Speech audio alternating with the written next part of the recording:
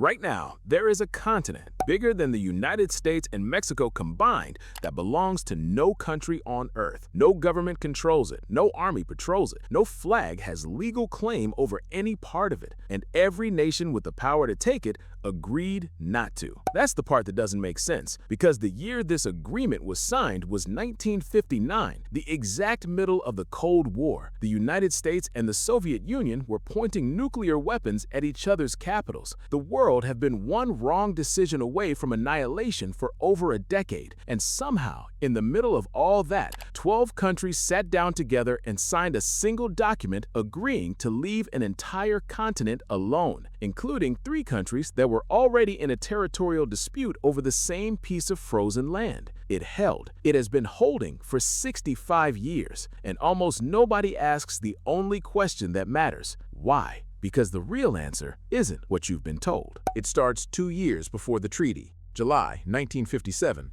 Something called the International Geophysical Year, the IGY, brought scientists from 12 nations together to study the polar regions. 18 months of coordinated research in the most hostile environment on Earth. American researchers and Soviet researchers sharing equipment, sharing data, in some cases sharing shelter in conditions cold enough to kill you in minutes if you stepped outside without the right gear. This was not normal. Nothing about 1957 between these 2 countries was normal. But it worked, and that created something that had never existed before. Hard evidence that even in the middle of a geopolitical war, 2 nuclear superpowers could operate on the same continent without incident. That window doesn't stay open long. Someone walked through it fast. On December 1, 1959, 12 countries signed the Antarctic Treaty in Washington, D.C. Read the list of signatories, because it shouldn't make sense. Argentina, Australia, Chile, Belgium, France, Japan, New Zealand, Norway, South Africa, the Soviet Union, the United Kingdom, the United States. Stop on that list for a second. Argentina, Chile, and the UK were already in a 3-way territorial dispute before they signed, all 3 claiming the same stretch of Antarctic coastline. Overlapping claims, none of them backing down. Japan had lost a world war 14 years earlier, and the US and USSR were the most powerful adversaries in modern history. They all signed. What did the treaty actually do? 3 things. 1. Antarctica is for peaceful purposes only. No military bases, no troops, no weapons tests. 2. All existing territorial claims are frozen, not canceled, not rejected, just permanently suspended. The claim still technically exists, but nobody has to recognize it, and no new claims can ever be made. 3. Nuclear weapons and radioactive waste are banned from the continent entirely. That's it. That's the entire treaty. Now here's the detail nobody mentions when they call it a triumph of diplomacy. There is no enforcement mechanism. None. No court, no police force, no penalties, no sanctions committee. If a country violates the Antarctic Treaty tomorrow morning, nothing automatic happens. The only consequence is the collective disapproval of every other signatory.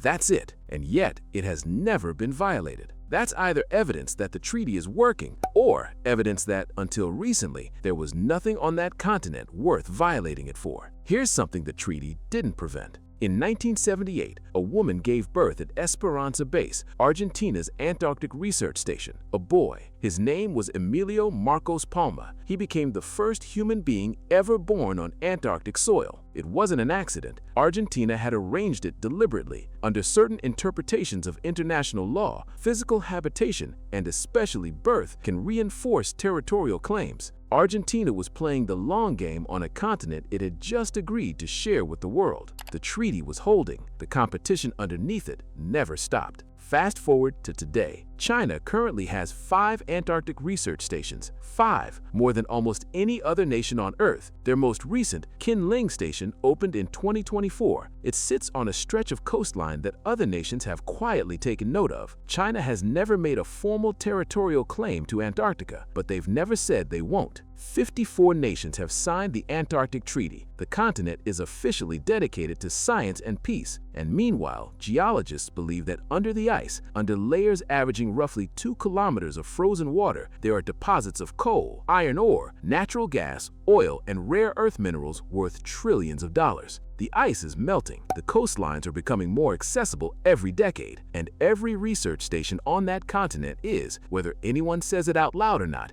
a territorial foothold. The Madrid Protocol, a follow-up agreement signed in 1991, banned all mining and resource extraction in Antarctica until 2048. After that, the protocol can be reviewed, modified, and, if a majority of signatories agree, changed. 2048 is not far away, and the frozen territorial claims from 7 nations are still sitting inside the original treaty text, still technically valid, never withdrawn, just waiting. Here's the version of this story you've probably heard. The Antarctic Treaty is one of humanity's greatest achievements, a moment when the world chose cooperation over competition, proof that nations can, when they want to, act with something resembling wisdom. That version isn't wrong, it's just missing the most important detail. The treaty was signed in 1959, and in 1959, Antarctica was functionally worthless. No ports worth controlling, no pipelines worth seizing, no resources anyone could physically access. It was a continent buried under ice,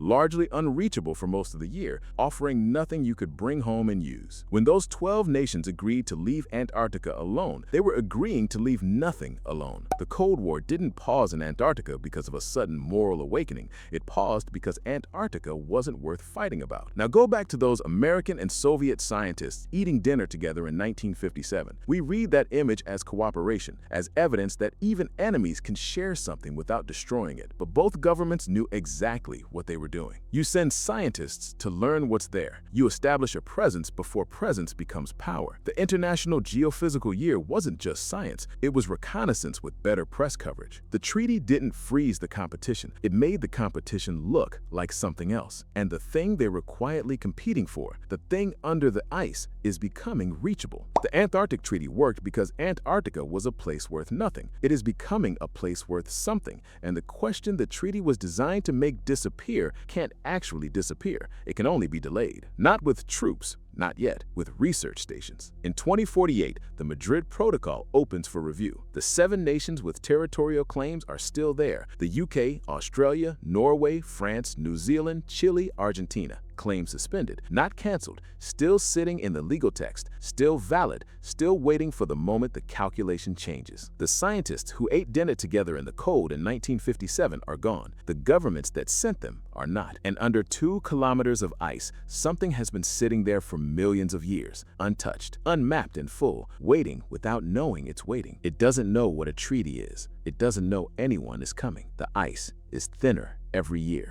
So here's the only question that matters now. When 2048 arrives, and it will, and the protocol opens for review, and the ice is thinner and the minerals are closer to the surface than they've ever been in human history, will the countries sitting at that table be the same ones who signed in 1959? Or will there be a new name on the document, one that has been quietly building stations for 30 years? The treaty held because Antarctica was worth nothing. The next treaty, if there is one, will be signed over something worth everything.